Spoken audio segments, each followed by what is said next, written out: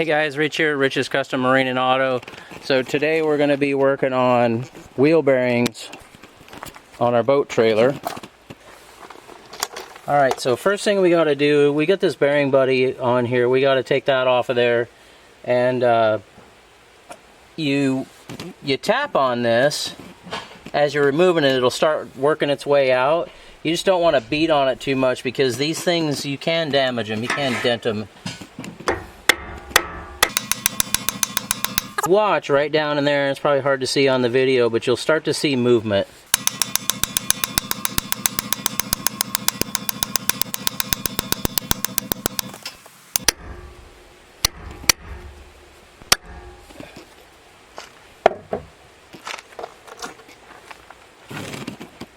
So the way these things work is, of course, there's the grease fitting right there.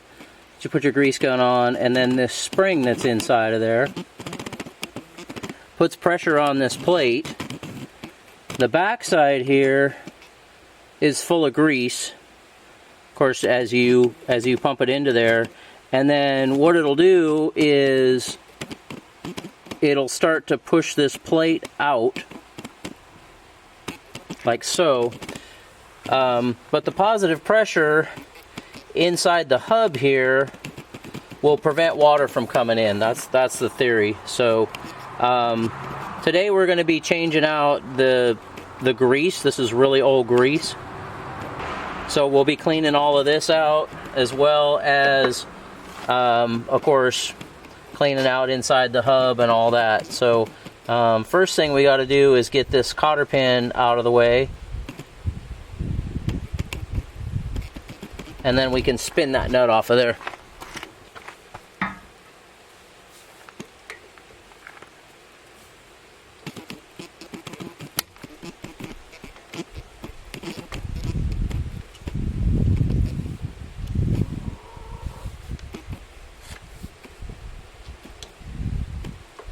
Sometimes it's easier if you can't get the cotter pin straight so it'll come out.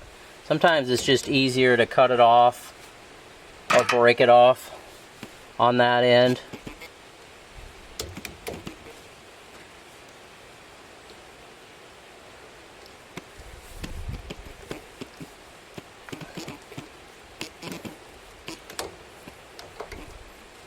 This one seems like it's going to be okay. So you can see that grease has kind of started to turn to liquid there, so it really is tired. Now this thing sat for probably 7 years, we're thinking. And that's the main reason that I want to change out the grease. I did the other side already, and I have seals. The bearings on the other side, so you've got the washer. The bearings on the other side looked fine. I assume that these will as well. This one does. And then, yeah, and see this, I don't know how well that's going to show up, but it's actually been losing some grease. It's been leaking a little bit. So I'm surprised there isn't some water in there.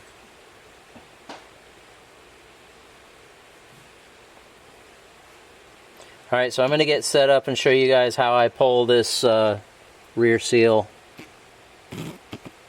out of the hub.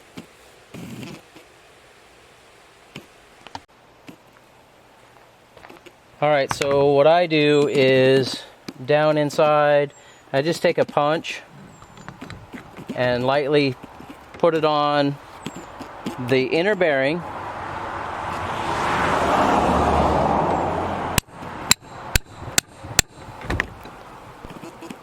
Start tapping. Now it is going to deform the seal.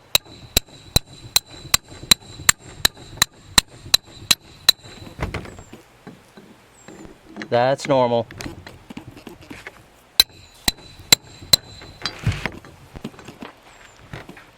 and that's why we're replacing it too, is because we are going to mess it up. But so that gets our bearing out.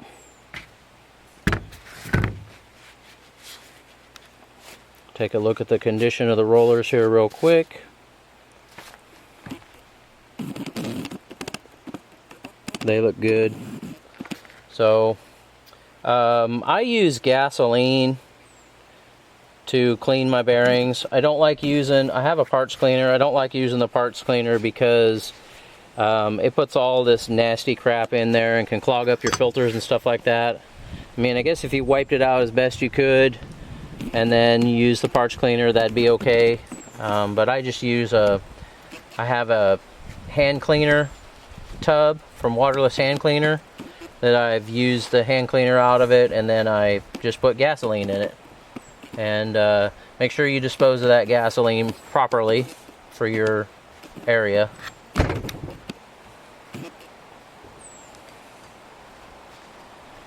So this marine grease is pretty darn thick, so it has to soak in there for a little while, probably 20 minutes or so. So I'm going to turn the camera off. I'll go get these soaking, and while that's soaking, I'll get the hub, all this old grease cleaned out of there. Alright, so bearings are soaking. We'll go ahead and clean the spindle up.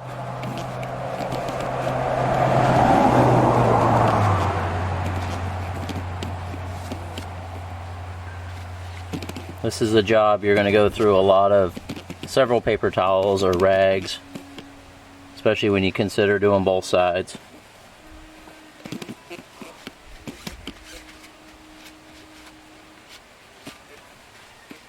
And again, it doesn't have to be perfect.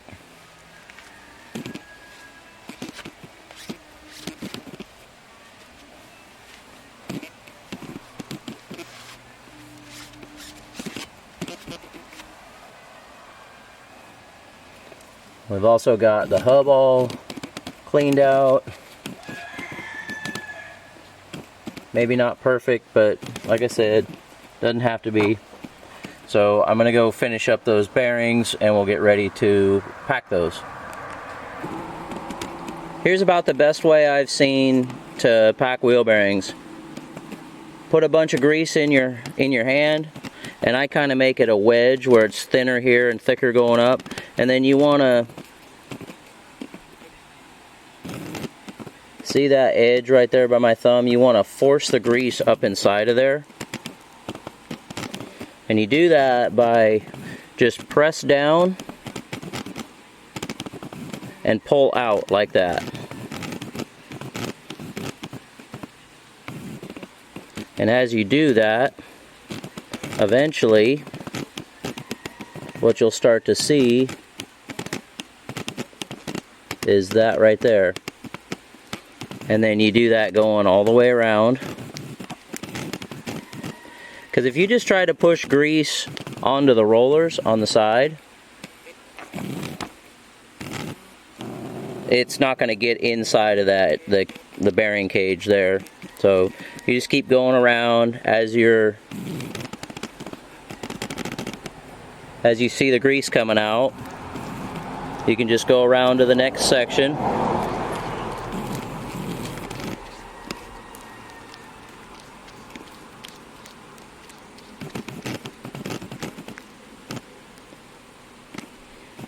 And you'll get a big bundle of grease in the center like that. It's no big deal. Just put it back on your palm and go back to it.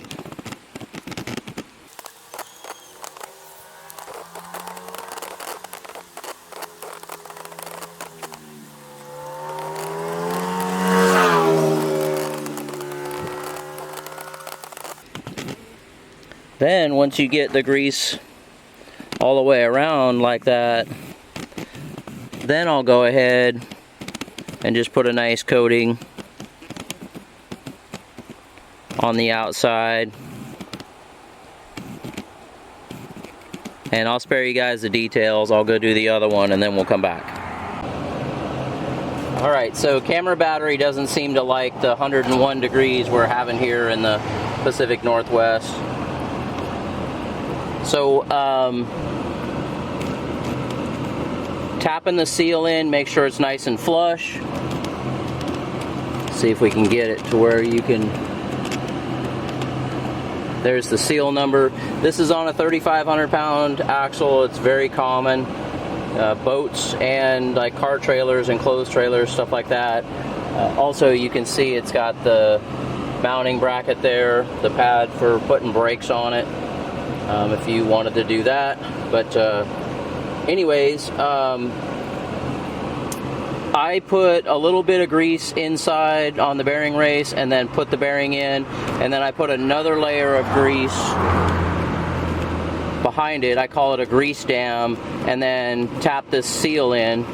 And you want to make sure you keep this pretty flat, because if it starts to go in too much on one side, you can actually damage the seal, and then you got to go get another one. So then I put a little bit of grease on the spindle, and then just the tiniest bit around where that seal's going to ride.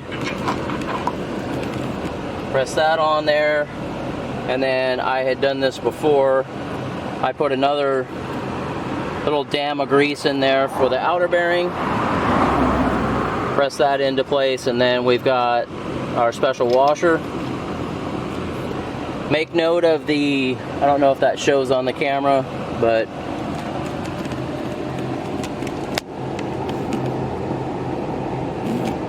now you can see the cotter pin hole right there.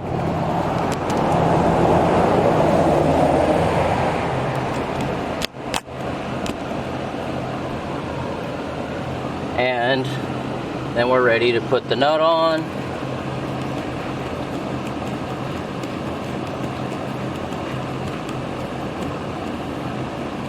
And the basic procedure to use for how tight to make that is, you don't really make it tight at all, but you do go ahead, you want to turn it and make it pretty tight. And notice I'm just using channel locks. I'm not, you don't need to put a wrench or a socket or anything on there. Our cotter pin hole is lined up, but that's too tight, so we want to back it off to the next spot the cotter pin will line up, which is right there. I'd like to have it a little tighter than that, but it kind of is what it is. You could take the washer off, take the nut off and pull the washer, and maybe sand the washer a little bit, but generally it's close enough that it's fine. Then go ahead and put your cotter pin in.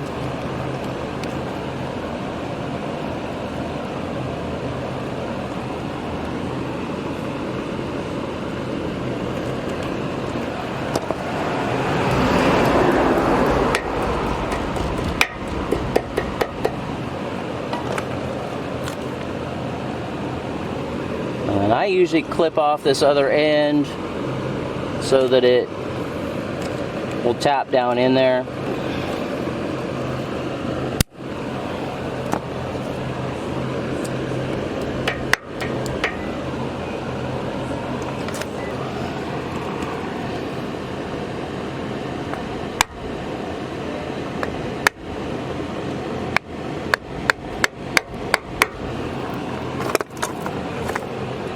Okay, and at this point we're ready to put our bearing buddy back on. I still have to clean that, so I'll go do that. You could put the wheel on at this point if you wanted to. I torque these to 80 to 85 foot-pounds. That seems to work out just fine for me with the galvanized coated steel wheels that it has. Let's go ahead and grab the bearing buddy and we'll get that thing installed. Alright, so we've got this thing all cleaned up. So now these things can be a little brittle on the edges here when you go to tap them on there. So some guys will use a wood block, or you can just kind of be real careful when you do it.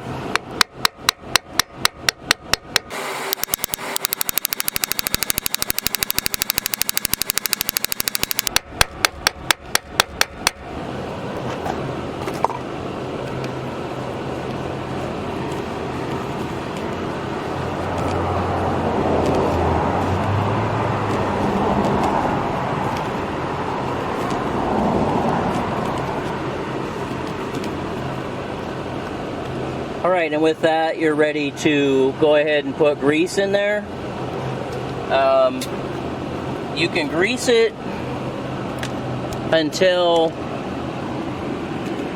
this plate I showed you comes all the way out, but you don't want to over grease that because it'll tend to squirt grease out here and make a heck of a mess. And then these have this nice dust cap that helps keep crud and stuff out of there, like so. You definitely want to make sure that, we talked about it earlier, you want to make sure you're using a marine grease. Don't just use whatever's in your grease gun, or just go buy something at the store that because it's cheap. The whole purpose behind using the marine grease is the water will not break it down, and so that'll kind of help prevent corrosion in there of your bearings and stuff like that. So hey guys, thanks for coming along on this. Hopefully that helps you out at the house doing your trailer bearings and stuff like that. You can even put those bearing buddies on a regular car trailer. They work just fine there too. Most of the newer, I should say, axles actually have a way to put grease in them. The front of that spindle that sticks out will actually be drilled, and there'll be a rubber cap on them. You take that rubber cap off, there's a grease fitting in there. But even some of the older ones, when they first started coming out with greasable, they would actually drill. I'll show you here. This one doesn't have it. They would actually drill the back side of the hub there ahead of that rear bearing and do that. I know some of the Harbor Freight trailers are that way, and that works okay. So again guys, thanks for coming along. Appreciate you guys watching. Please like and subscribe.